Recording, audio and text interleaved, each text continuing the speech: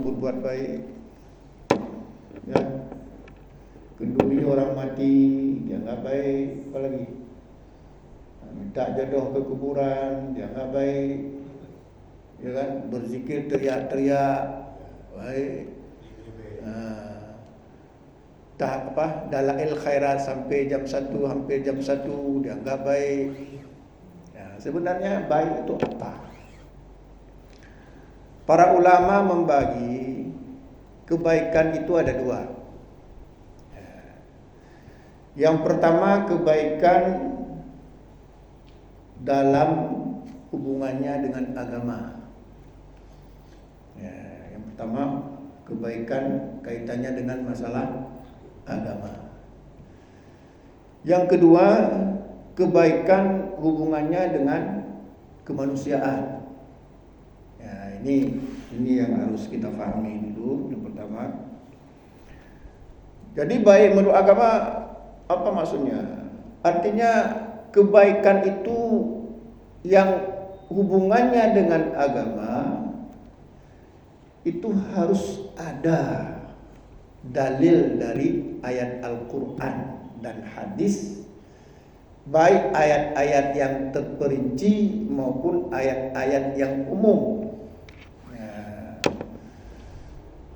Baik dalil-dalil atau hadis-hadis yang terperinci maupun hadis-hadis yang umum. Itu dalam masalah agama. Dan masalah agama ini jangan hanya kita fahami soal akidah saja, ibadah saja, enggak. Termasuk kehidupan agama, termasuk kehidupan sehari-hari itu tidak terlepas dari agama. Kalau begitu, apa kebaikan yang berhubungannya dengan kemanusiaan? Ya, kebaikan yang kaitannya dengan kemanusiaan itu kebaikan yang dijelaskan oleh ilmu pengetahuan. Tetapi jika orang memahaminya tidak paham agama, maka juga akan menyesatkan. Akan menyesatkan orang yang tidak paham agama. Itu juga akan menyesatkan. Karena kita dalam Islam tidak mengenal sekularisasi. Sekularisasi itu apa? Pemisahan antara agama dengan negara, dengan kehidupan sosial. Islam tidak mengenal itu. Jadi meskipun kebaikan itu dijelaskan oleh ilmu pengetahuan, tapi untuk memahaminya kita juga perlu petunjuk agama. Nanti akan kita jelaskan. Contoh, ya, makan misalnya, makan. Baik enggak kita makan tokek?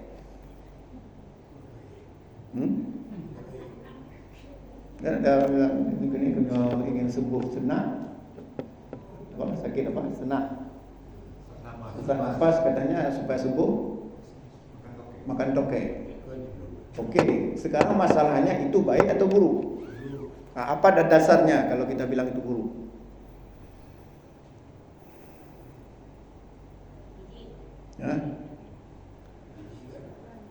Ya. Karena Allah berfirman, wa yuhillu lakumut thayyibah wa yuharrimu 'alaikum al-khaba'ith. Allah menghalalkan yang baik-baik dan Allah mengharamkan yang buruk. Ini dalil umum nanya, bukan dalil terperinci. Nah, sekarang pertanyaannya, tokek itu baik atau buruk? Kalau baik, pasti dia menjadi makanan manusia. Sekarang ada nggak orang makan tokek? Nggak ada. Berarti itu buruk. Kalau buruk tidak bisa menjadi obat. Buruk itu maknanya haram. Kalau dari sisi hukum, buruk itu maknanya haram. Kan Rasulullah bersabda, innallaha khalaqad da'a wa dawa fatadaw wa la tadaw bi haramin. Sesungguhnya Allah menciptakan penyakit dan obat. Berobatlah, tapi jangan berobat secara haram. Berarti makan tokek berobat secara haram. Jelas itu haram, enggak boleh. Paham ya? Jadi kalau ada orang tanya minta fatwa, boleh enggak kita berobat dengan tokek? Tidak boleh. Kenapa? Karena tokek itu bukan makanan. Yang menyatakan haram ada tuh, Pak? Ya, ya dia bukan dalil rinci. Inilah bukan, kalau dalam ayat dan hadis nggak ada kata-kata tokek. Ya, kita menggunakan dalil umum. Apa dalilnya umum tadi? Allah menghalalkan yang baik-baik, mengharamkan yang buruk-buruk. Nah, kalau begitu tanyakan, tokek itu baik atau buruk?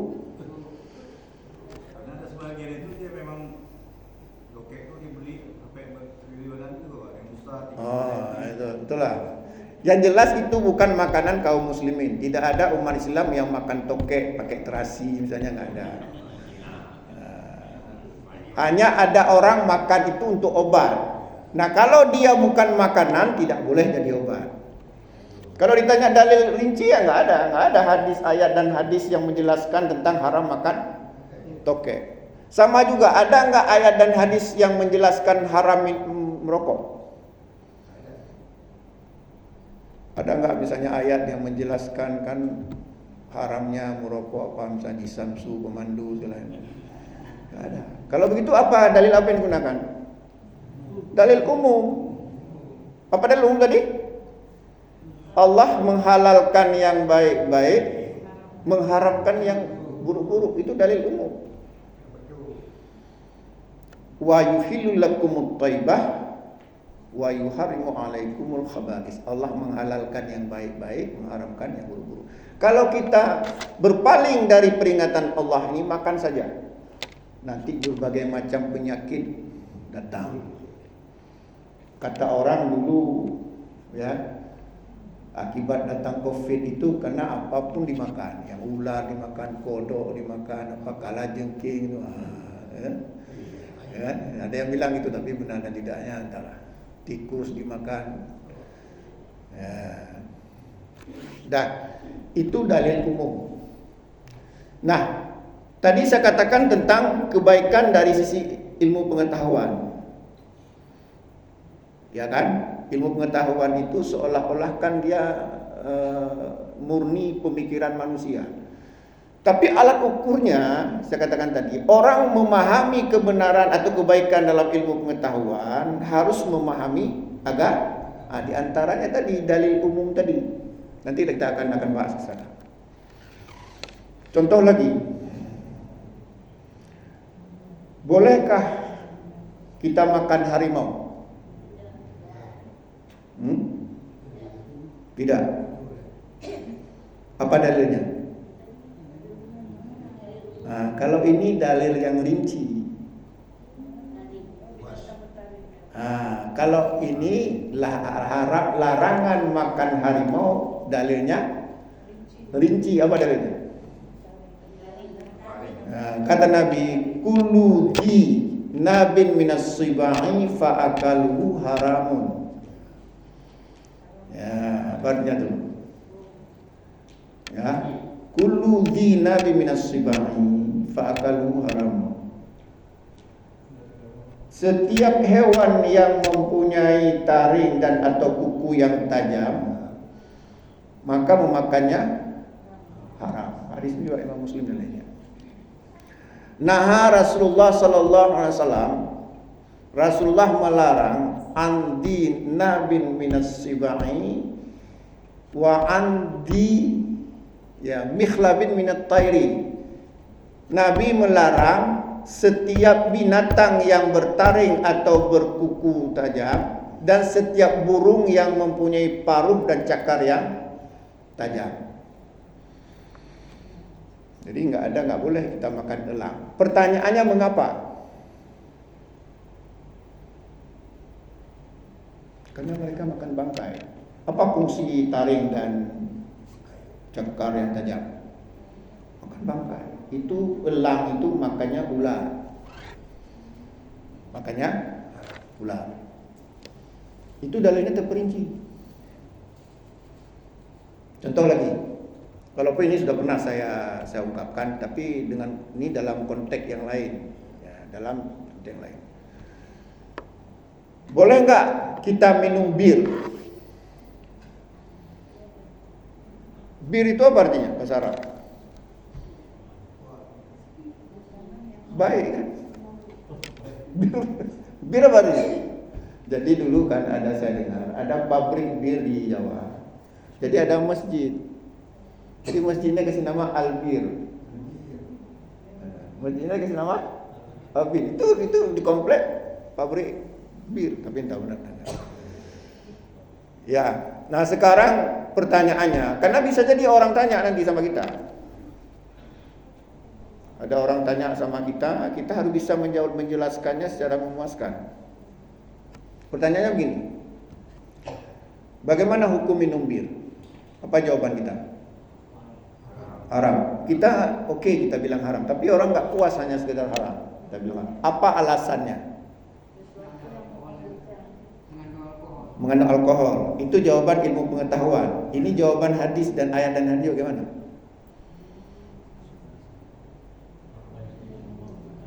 Ya. Oke, baik. Pertanyaannya, dalil umum atau dalil terperinci? Terperinci. Enggak juga. Enggak ada kata-kata bir. Kata-kata bir dalam ayat dan hadis. Kalau begitu dia pertengahan antara umum dan terperinci. Apa dalilnya? Kata Nabi, kullu muskirin khamrun wa kullu muskirin haramun. Apa tadi? Kullu muskirin khamrun. Setiap yang memabukkan itu termasuk khamar. Ya. Kullu muskirin khamrun. Ya. Setiap yang memabukkan itu masuk kategori khamar. Wa kullu khamrin haramun, dan setiap khamar itu atau setiap yang memabukkan itu hukumnya haram. Dah. Kan nggak ada dalam ayat dan hadis bir. Nggak ada. Kalau begitu dia digunakan metode qiyas. Qiyas itu pertengahan antara dalil umum dan dalil terperinci. Nah, sekarang orang minum bir mabuk apa enggak? Mabuk, maka dia masuk kategori khamar walaupun dalam ayat dan hadis tidak ada kata-kata khamar.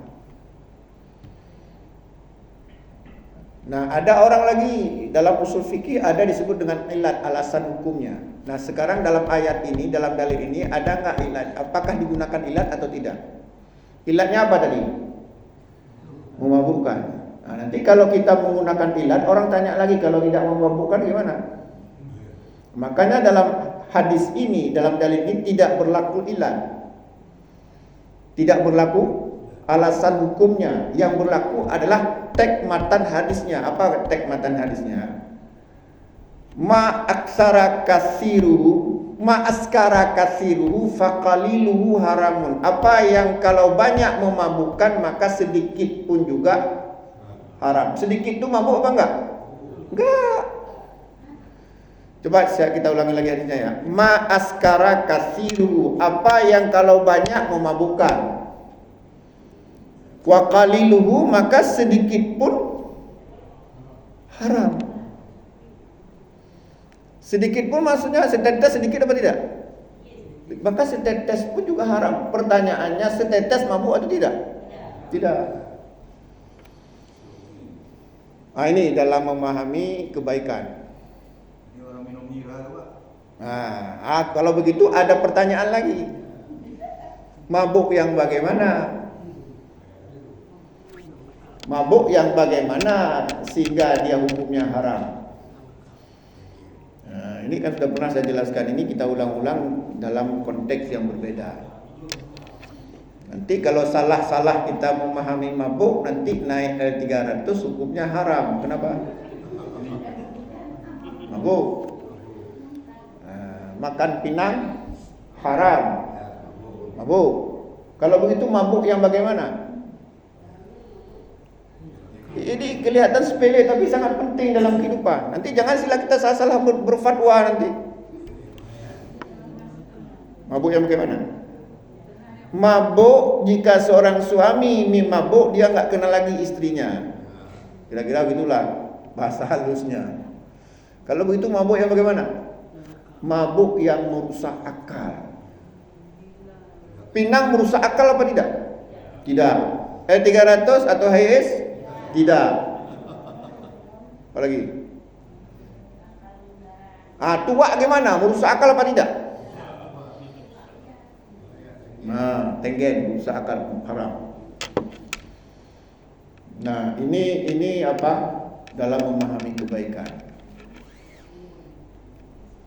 Jadi kalau kita ingin memahami kebaikan, apalagi dalam kaitannya dengan masalah muamalah, itu harus kuat dalil kita. Jangan asal-asal menjawab. Nanti menyesatkan nanti. Seharusnya dia haram, kita bilang halal. Ada bilang tuh nggak apa-apa biji ganja itu, kan nggak mabuk, itu enak aja. Kubat. Yang ngomong itu juga orang yang mungkin dianggap alim. Sudah akhirnya nggak apa-apa. Taruhlah apa namanya di kuah belangong, bumbu enak memang. Tapi nggak sadar kita makan haram sedikit, terus akhirnya doa kita tertolak dan lain-lainnya. Nah ini ya Allah kebaikan. Jadi itu kita bicara dalam konteks muamalah. Kalau masalah akidah itu lebih gawat lagi. Ya, sekarang banyak sekali aliran-aliran yang mengatakan itu baik. Saya dulu pernah didebat oleh seseorang. Ditanya begini, di mana Allah? Ditanya sama saya. Ada nggak orang tanya gitu? Nah sekarang bapak-bapak jawab apa? Kalau saya tanya sama bapak, Allah itu di mana? Mana?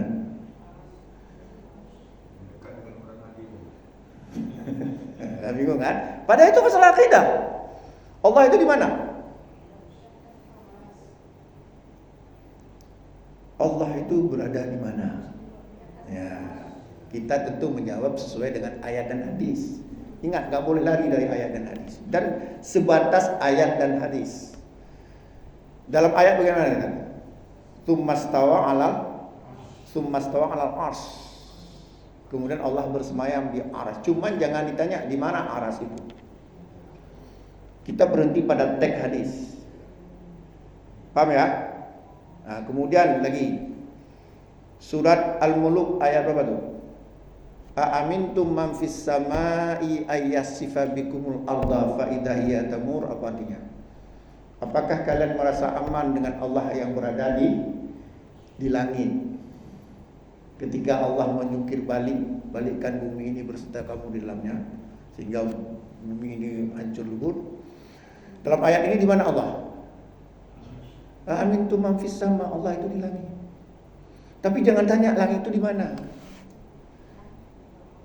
Kalau kita tunjuk langit itu di atas, sudah, maka orang akan mengklaim kita Allah itu bertempat, kita dianggap sesat. Paham ya? Kita dianggap sesat karena mereka berpaham wihdatul wujud, Allah ada di mana-mana. Makanya kita cukup berhenti pada ayat, nggak ada ilmu kita mengkaji lebih jauh. Cuma kita pahami itu langit itu di atas atau di bawah? Di atas. Cuman mana atasnya Allah alam. Karena ke bumi ini buta. Kita bilang atas di sana, tapi ketika bumi berbalik lagi jadi ke bawah. Makanya cukup berhenti pada ayat. Di mana Allah? Allah itu tsummastawa 'alal 'arsy. Fa'amintum man fis samai dan seterusnya. Itu aja cukup. Atau seperti juga ada seorang budak perempuan dipukul oleh majikannya, lantas majikannya menyesal. Dia lapor kepada Rasulullah. Kemudian Rasulullah memanggil budak perempuan itu, ditanyakan oleh Rasulullah, "Aina Allah?" Perempuan itu mengatakan, "Allahu fis sama, Allah di langit." Cukup berhenti sampai situ. Jangan kita bahas lebih jauh. Dan itu pun dilarang oleh Nabi. Kata Nabi apa? Karihallahu lakum salasan. Allah membenci kepada kalian 3 hal. Yang pertama apa? Qila wa qala. Apa itu qila wa qala? Apa itu qila wa qala? Itu kalau kita buka kitab-kitab berjilid itu banyak lagi qila wa qala. Qila tebal-tebal kita. Qila wa qala itu maksudnya dikatakan begini, mengatakan begini, dalilnya enggak jelas. Paham enggak? Dikatakan begini, mengatakan begini, tapi dalilnya enggak jelas. Yang kedua, wa'idhatul mal, menyanyiakan harta. Apa maksudnya menyanyiakan harta? Sekarang saya tanya Bapak dan Ibu, akhwafillah semuanya, berapa buah HP di rumah? Yang diperlukan berapa cuma? Menurut saya ada 2 nih. Menyanyiakan harta artinya kita membeli barang-barang yang tidak berguna, lantas kita sia-siakan, enggak kita rawat. Kita beli mobil, kemudian mobil itu enggak pernah kita cuci sampai tumbuh rumput di mesinnya. Ya, yang ketiga, wa kasratus su'al, banyak bertanya. Nah, termasuk bertanya, di mana Allah enggak perlu di mana aras itu enggak perlu bertanya. Kalau ada yang tanya, di mana Allah? Jawab. Pertama kita bilang apa? Allah itu di aras, Allah di langit. Kemudian bilang satu lagi kalimat yang paling penting. Kami tidak mempelajari di mana Allah. Itu biar urusan Allah. Kami hanya mempelajari bagaimana menyembah Allah secara benar. Coba ulang lagi kita coba. Kami tidak mempelajari di mana Allah. Biarlah itu urusan Allah sendiri. Kami mempelajari bagaimana menyembah Allah secara benar. Kalau enggak diklaim nanti sesat. Karena dianggap apa? Menyamakan Allah dengan makhluk. Sebenarnya apa makna tasyabuh? Sekarang saya tanya, Allah mempunyai sifat Maha Pengasih lagi Maha Penyayang kan? Nah, sekarang manusia ada enggak punya sifat Maha Pengasih lagi Maha Penyayang? Ada enggak? Ada. Kalau enggak ada kasih sayang, bagaimana mungkin kita menikah? Ada kan? Nah, kalau begitu apakah kita sudah menyamakan? Tidak. Baru kita jatuh ke syirik apabila kita katakan kasih sayang Allah itu seperti kasih sayang seorang suami kepada istrinya. Syirik kita. Syirik dalam hal apa? Dalam tauhid asma wa sifat. Allah berfirman, laisa kamitslihi syai'un, tidak ada sesuatu pun yang serupa dengan Allah. Jadi jangan kita berdebat di mana Allah, ribut dan kita disesatkan. Kita tidak pernah menyamakan Allah dengan makhluknya. Jadi ketika Allah kita katakan di aras, bukan berarti kita membahas aras. Aras itu terserah. Sekarang ketika kita sujud, apa kita baca di antara doa sujud? Subhana rabbikal a'la. Apa artinya? Nah, apa tinggi maksudnya? Tinggi itu apa maksudnya? Di atas atau di bawah? Di atas.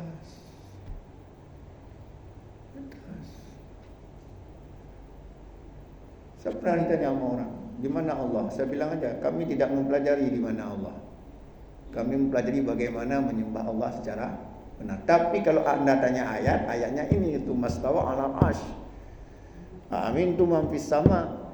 Jangan kamu tanya sama saya di mana aras, di mana selangit itu. Tanya sendiri sama Allah. Nah, baru dia diam. Kok enggak habis-habisnya? Nanti klaim kita apa? Sesat. Kenapa? Kata mereka apa? Kita sudah menempatkan Allah. Allah itu sudah bertempat. Karena dalam paham Wilayatul Wujud, Allah itu tidak bertempat. Allah ada di mana-mana. Bisa jadi di kota ini Allah.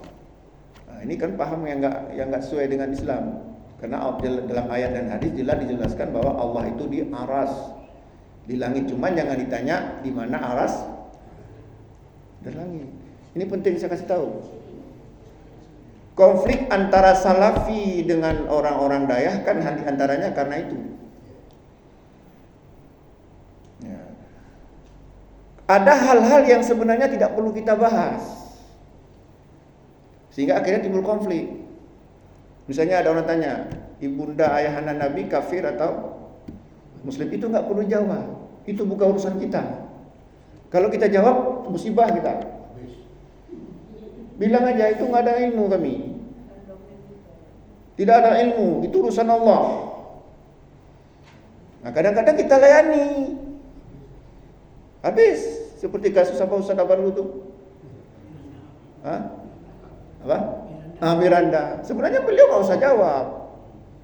Dan nggak penting itu jawab, itu urusan Allah.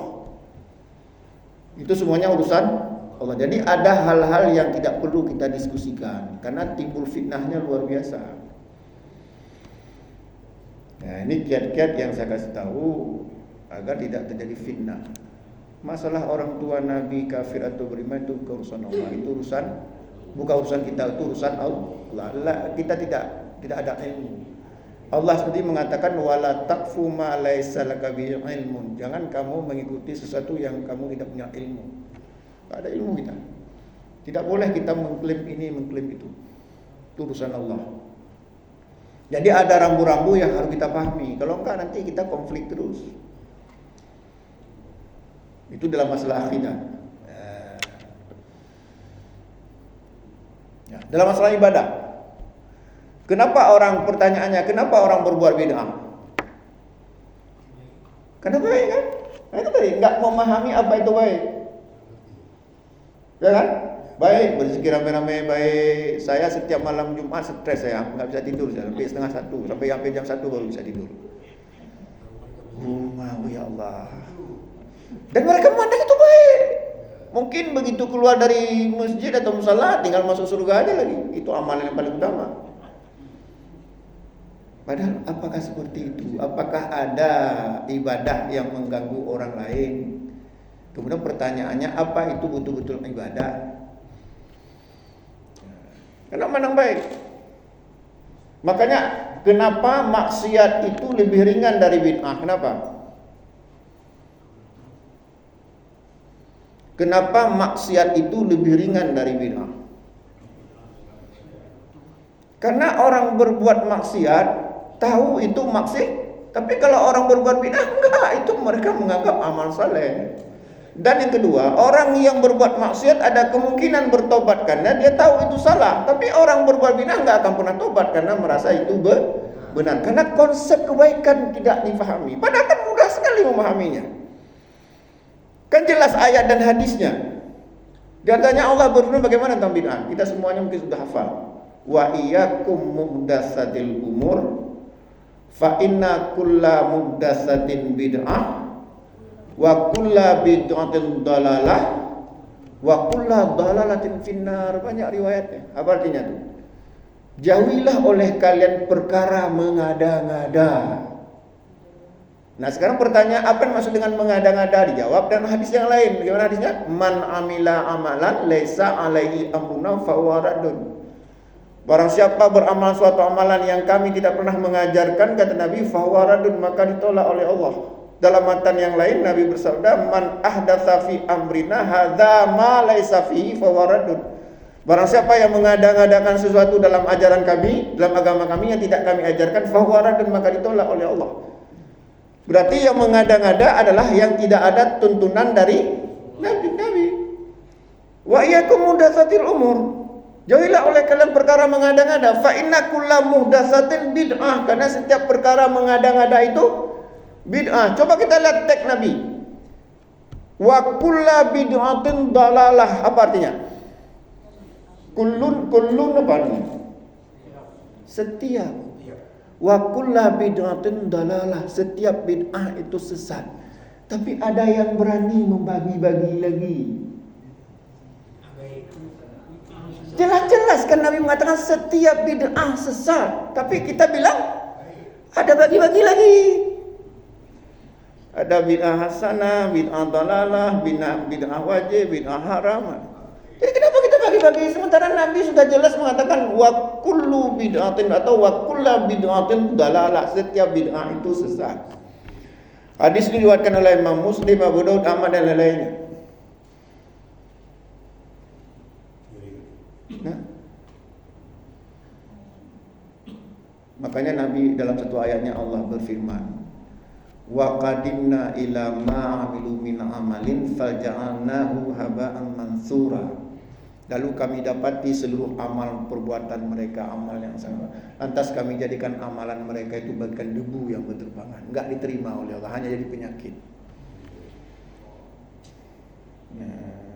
Ya.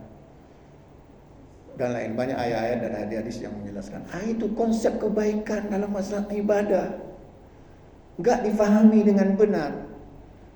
Sehingga tambahan-tambahan so-so segala macam dianggap itu kebaikan. Makanya ya konsep kebaikan yang diajar, yang sebenarnya yang menurut ajaran agama Islam itu tidak dipahami secara benar. Itu sudah benar. Dah. Atau udah jam 8 lewat. Ada yang mau bertanya silakan. Ini saya ngomong-ngomong tuh tiba-tiba azan itu terus silakan.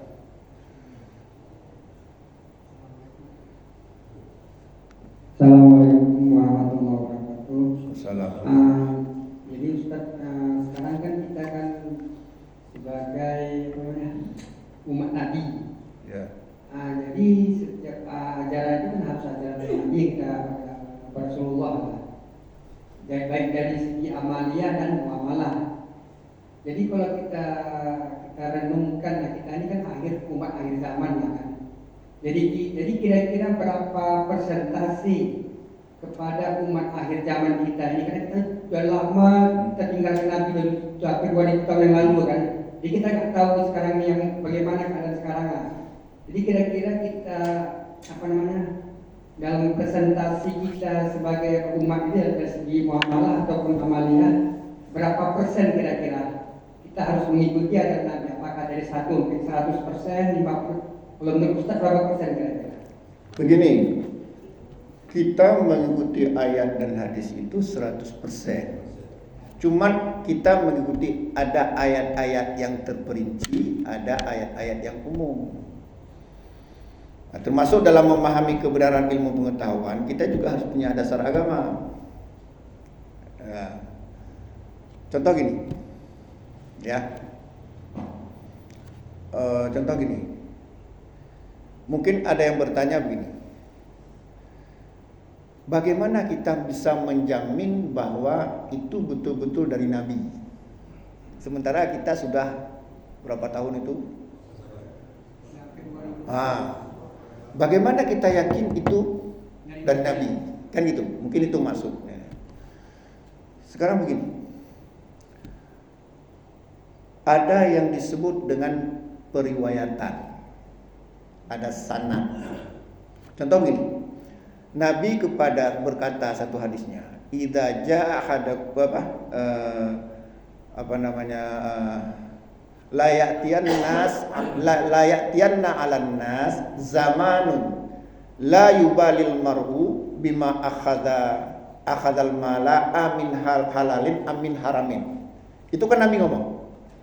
Jadi kata Nabi, ya, akan datang pada manusia, layatianna 'alan nas, akan datang pada manusia zamanun, suatu zaman,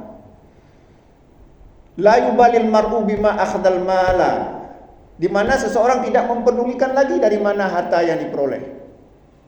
Amin halalin, amin haramin, apakah dari yang halal atau dari yang haram. Itu hadis Nabi.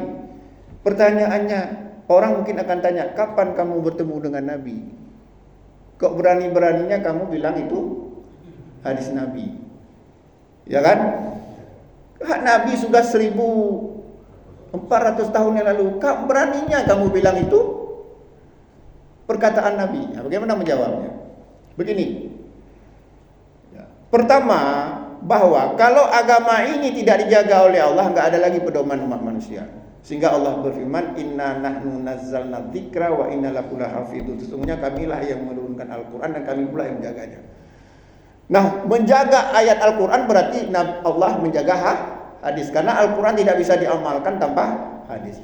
Nabi bilang hadis tadi bukan kepada kita. Kita nggak jumpa dengan Nabi. Nabi berkata kepada hadis itu kepada Abu Hurairah. Kepada Abu Hurairah. Abu Hurairah berjumpa nggak dengan Nabi? Jumpa.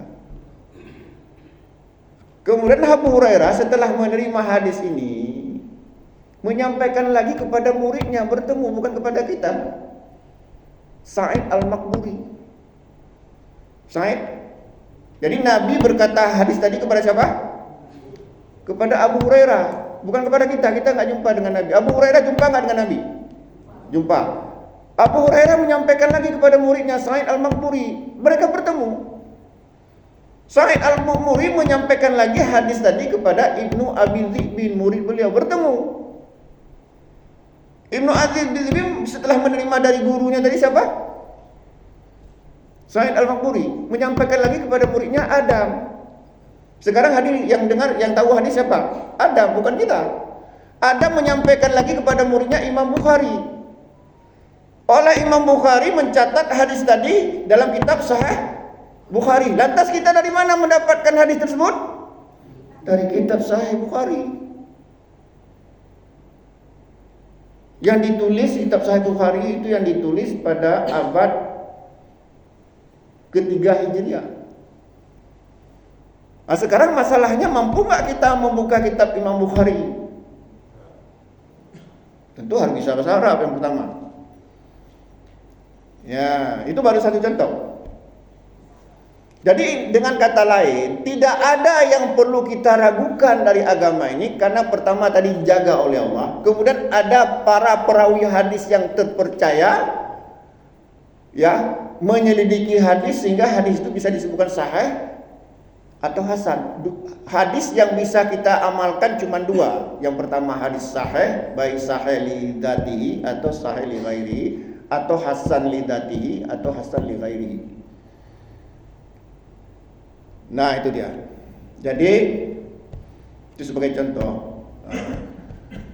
Nah, sekarang ya, berapa kita tahu berapa jumlahnya kitab-kitab hadis itu? Yang kitab pokok yang utama itu ada 6.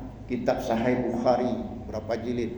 Kitab Sahih Muslim, terus Sunan Abu Daud, Sunan At-Tirmizi, Sunan An-Nasa'i, Sunan Ibnu Majah, belum lagi kitab Musnad Ahmad bin Hanbal, Muwatta Imam Malik.